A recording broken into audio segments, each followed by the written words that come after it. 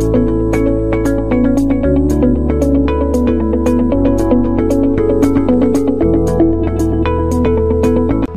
bersama berperan besar memajukan pendidikan Indonesia yang lebih baik dengan menciptakan pembelajaran yang berpusat pada murid dan menggerakkan ekosistem pendidikan yang lebih baik melalui program Guru Penggerak. Guru Penggerak, Merdeka Belajar. Assalamualaikum warahmatullahi wabarakatuh. Tabipun, saya Listian Utama, calon guru penggerak Angkatan 4 Kabupaten Tanggamus. Hari ini saya akan melakukan wawancara mengenai modul 3.1, yaitu pengambilan keputusan sebagai pemimpin pembelajaran. Nah, di sebelah saya sudah hadir rekan saya, yaitu Pak Indra. Assalamualaikum Pak Indra. Waalaikumsalam. Ya. Pak Indra ini merupakan wali kelas 5 di SDN 1 Antarbrak, yaitu rekan saya sendiri. Dalam hal ini kami berdua akan menganalisis salah satu kasus yang disediakan. Terima kasih Pak Indra sudah meluangkan waktunya untuk berbincang dengan saya. Kita ngobrol santai-santai aja Pak Indra ya. Jadi di sini Pak Indra ada beberapa kasus. Coba silakan Pak Indra pilih salah satu kasus yang mana yang akan kita. Yang satu aja. Baik, kasus 1. Silakan dibaca Pak Indra kasus 1. Ibu Tati adalah guru kelas 5 yang merupakan rekan kerja Anda yang mana sama-sama mengajar kelas 5 yang kelasnya paralel. Ruangan kelas Ibu Tati pun persis di sebelah ruangan kelas Anda. Ibu Tati terkenal sangat disiplin dan cenderung galak. Pada sisi lain, Ibu Tati juga pekerja keras dan murid-muridnya pun selalu mendapatkan nilai-nilai yang sangat baik. Sebagian murid-murid sangat takut kepada Ibu Tati dan sebagian lain bisa menyesuaikan diri. Kepala sekolah Anda dan orang tua murid juga sangat menghargai Ibu Tati. Suatu hari Anda mendengar tangisan seorang murid dan pergi keluar untuk melihat asal suara tangisan tersebut. Anda melihat seorang murid perempuan kelas 5 sedang berlutut di atas bebatuan sekolah yang sangat panas hari itu. Menghadap ke depan pintu kelas Ibu Tati. Anda melihat Ibu Tati tampak tidak menghiraukan suara tangisan muridnya dan tetap mengajar seperti biasa. Namun Anda bisa melihat bahwa beberapa murid di kelas itu, Ibu Tati mencoba untuk mencuri pandangan keluar kelas melihat teman yang sedang menangis dan berlutut di terik matahari. Oke, terima kasih Pak Indra. Tadi kan Pak Indra sudah baca tadi kasus 1 ya. Yang mana di situ ada Bu Tati yang terkesan galak, tetapi beliau ini punya kedisiplinan yang tinggi gitu Pak Indra. Jadi ada sebagian anak yang sudah mulai terbiasa dengan sikap dia, tapi ada juga anak-anak yang merasa terbebani atau berat dengan kedisiplinan yang terlalu tinggi yang beliau terapkan. Sehingga suatu hari Pak Indra melihat ada murid yang entah itu dihukum atau bagaimana, sehingga murid itu nangis di bawah terik matahari memohon untuk masuk kelas gitu Pak Indra. Jadi pendapat Pak Indra bagaimana mengenai Bu Tati ini? Kalau menurut pendapat saya, Bu Tati itu menanamkan kehidupan terlalu berlebihan. Karena yang namanya anak di usia kelas 5 masih perlu bimbingan belajar yang sangat baik, efisien, dan nggak perlu dihukum terlalu berat. Terlalu berlebihan. Ya, berlebihan. Jadi menurut Pak Indra, kalau melihat dari kasus tadi kan anak itu dia memohon-mohon di depan pintu Pak Indra ya, artinya pengen masuk kelas. Mungkin Bu Tati ini tidak memperbolehkan karena ada sesuatu hal, mungkin apakah anak itu tidak mengerjakan PR begitu Pak Indra ya. Jadi sehingga Bu Tati ini menghukum anak tersebut untuk tidak bisa mengikuti pelajaran, mungkin seperti itu. Nah, apabila hukuman ini menurut Pak Indra tidak selayaknya diberikan kepada anak itu, terus seharusnya apa yang akan dilakukan Bu Tati ini Pak Indra supaya tidak merugikan murid?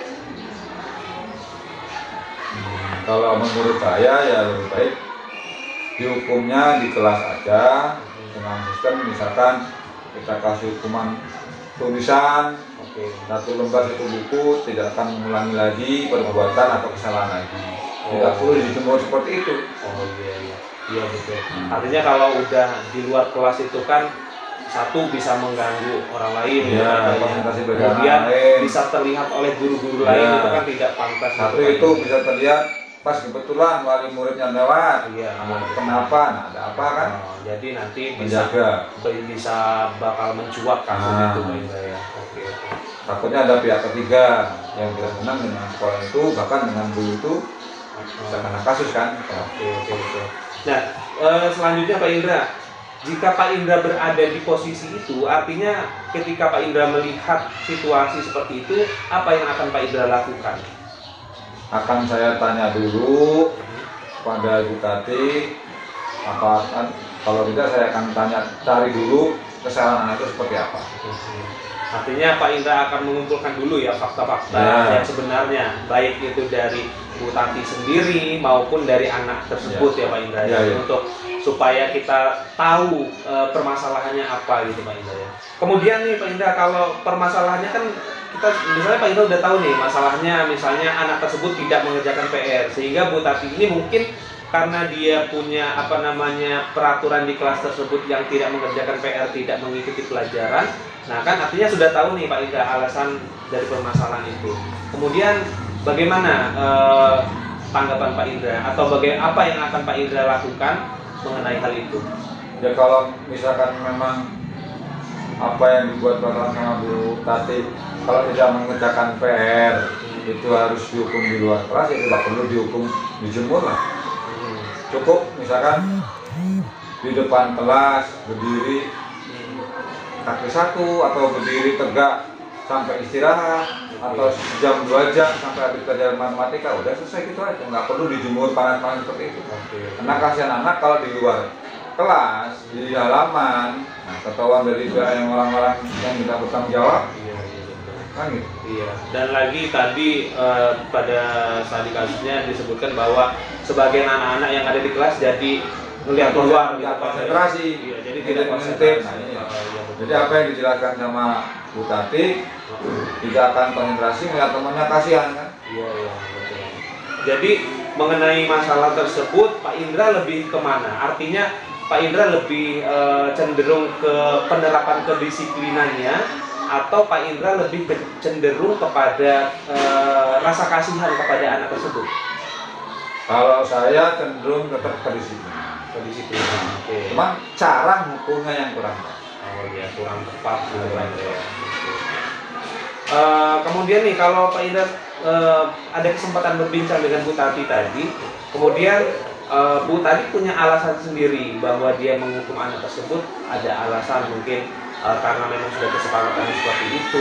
Kemudian apa yang akan menguatkan Pak Indra untuk menginstruksi apa yang dilakukan oleh Bu Tati tadi? Ya paling kita menasihati, memberitahukan jangan sampai terulang kembali menghukum anak seperti itu. Hukum anak cukup di depan kelas atau di dalam, nggak perlu di ruangan kelas tempat terbuka panas terik. Takutnya ya itu tadi wali murid lihat atau pihak ketiga yang nggak senang dengan sekolahan kan bisa kena kasus. Oke. Tapi kalau kasus itu sekolahan, kalau kasus gurunya juga, iya betul. Artinya untuk jangka panjangnya kita harus jaga itu Pak, supaya jangan sampai ada pihak-pihak lain yang melihat apa yang dilakukan oleh pihak tersebut. Gitu. Oke Pak Indra. Nah Pak Indra, jadi saya sedikit jelaskan Pak Indra ya mengenai kasus tadi. Jadi pengambilan keputusan sebagai pemimpin pembelajaran itu ada dua hal, ada dilema etika dan ada juga bujukan moral. Nah, kalau dilema etika Pak Indra, kalau dilema etika itu ketika Pak Indra dihadapkan kepada dua pilihan yang keduanya sama-sama benar. Artinya misalnya seperti tadi mengenai hukuman Bu Tati. Misalnya Bu Tati ini memang sudah punya peraturan kelas sendiri mengenai hukuman yang tidak mengerjakan PR, tidak boleh ikut pelajaran. Itu kan sudah kesepakatan Pak Indra. Ya. Namun di sisi lain Pak Indra ini melihat bahwa si anak tersebut berhak mengikuti pelajaran gitu. Jadi kan dua-duanya itu sebenarnya betul Pak Indra ya. Satu konsekuensi, yang satu kita berbicara mengenai hak anak untuk mengikuti pelajaran. Nah, itu namanya dilema etika Pak Indra. Nah, kemudian kalau bujukan moral itu ketika Pak Indra dihadapkan oleh dua permasalahan atau dua pilihan yang salah satu benar, tapi di sisi lain salah. Contoh, saya beri contoh, misalnya dalam kenaikan kelas si A misalnya di rapotnya tidak naik kelas. Kemudian orang tuanya datang ke Pak Indra, Pak Indra, gimana caranya saya minta tolong anak saya harus naik kelas Pak Indra, begitu. Itu namanya bujukan moral Pak Indra.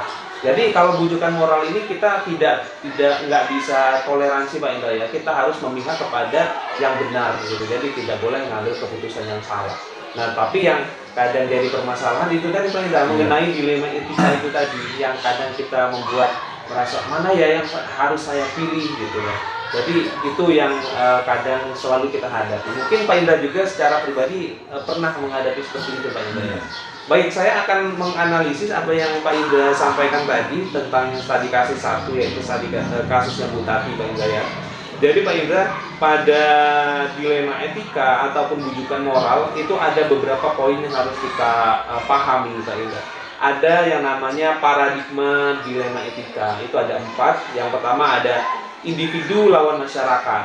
Kemudian ada rasa keadilan lawan rasa kasihan. Kemudian yang ketiga, kebenaran lawan kesetiaan. Yang keempat, jangka pendek lawan jangka panjang. Nah, menurut Pak Indra dari keempat ini tadi, mana yang tepat dianalisis untuk tadi kasus yang disebutkan? Rasa keadilan Dan rasa kasih. ya. Oke, rasa keadilan kasih. Oke, iya. Baik, jadi menurut Pak Indra, kasus Bu Tati tadi untuk paradigmanya Pak Indra memilih rasa keadilan dan rasa kasihan. Iya betul. Saya juga berpendapat seperti itu karena di rasa keadilan, misalnya kalau Bu Tati tadi sudah punya peraturan kelas yang demikian, ya Bu Tati tidak pandang bulu siapapun yang tidak mengerjakan tugas ataupun siapapun yang melanggar harus diberikan hukuman atau konsekuensinya tadi. Tapi kalau kita melihat rasa kasihan, ya tentu kita akan berpihak kepada siswa tadi, yang mana siswa harus berhak mendapatkan pelajaran siapapun, begitu Pak Indra. Jadi dilema etika untuk paradigma 4 paradigma ini lebih ke rasa keadilan dan rasa keadilan. Kemudian poin yang kedua ada 3 prinsip pengambilan keputusan Pak Indra. Jadi ketika Pak Indra nanti dihadapkan oleh kasus, misalnya kasus seperti tadi, itu ada 3 prinsip yang harus Pak Indra pahami, yaitu 1. Berpikir berbasis hasil akhir. 2. Berpikir berbasis peraturan. 3. Berpikir berbasis rasa peduli. Nah, jika kita berpihak kepada Bu Tati, mungkin yang diterapkan Bu Tati ini adalah berpikir berbasis peraturan, karena dia menghukum anak tersebut tidak melihat siapa yang melanggar, apa yang dilanggar, yang penting jika dia melanggar peraturan ya harus dihukum. Kemudian selanjutnya ada 9 langkah Pak Indra dalam pengambilan keputusan. Ini harus kita pahami supaya kita tidak salah dalam mengambil keputusan. 1.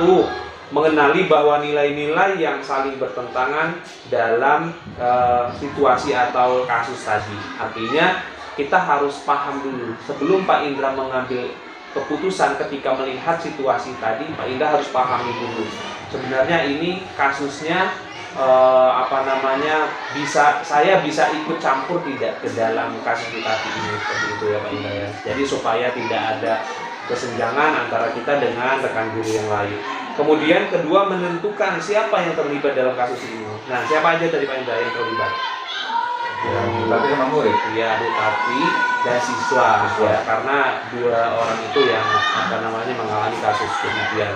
Kemudian ketiga, mengumpulkan fakta-fakta yang relevan. Betul, tadi Pak Indra sudah menyampaikan bahwa saya akan mencari tahu dulu permasalahannya apa, baik itu dari gurunya maupun dari siswanya. Artinya kita kumpulkan dulu fakta-fakta yang sesungguhnya. Apakah benar Bu Tati ini punya peraturan yang demikian?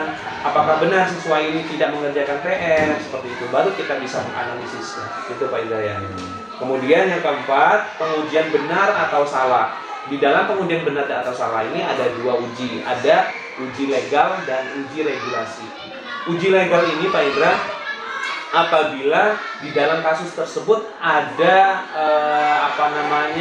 ada beberapa hal yang melanggar hukum. Misalnya, kalau sekarang kan nggak boleh Pak Indra ya, mau nyubi, mau pukul dan lain-lain. Iya, apabila hal tersebut terjadi berarti dia masuk ke dalam uji legal. Tapi kalau uji regulasi itu hal-hal yang tidak melanggar hukum Pak Indra, tetapi lebih kepada hukuman sosial ataupun kita akan dikucilkan. Misalnya nih, saya ambil contoh. Misalnya Pak Indra mau ngambil keputusan ini tadi, Pak Indra mau manggil Bu Tati atau anak tersebut. Pak Indra akan berdialog dengan Bu Tati. Nah, kalau Bu Tati ini merasa tidak salah karena itu benar-benar peraturan yang dia terapkan, yang dia lakukan, ya mungkin Bu Tati tersebut secara hukum dia tidak salah gitu Pak Indra. Tapi secara sosial dia akan dikucilkan oleh guru lain ataupun oleh wali murid, seperti itu Pak Indra ya. Karena dia sudah berbuat yang berlebihan kepada anak tersebut. Kemudian yang kelima, pengujian paradigma benar dan salah. Itu berkaitan dengan 4 paradigma tadi yang Pak Indra tadi memilih rasa keadilan dan rasa kasihan. Kemudian yang keenam, melakukan prinsip resolusi, yaitu 3 prinsip tadi Pak Indra. Prinsip berpikir berbasis hasil akhir, berbasis peraturan, dan berbasis rasa peduli.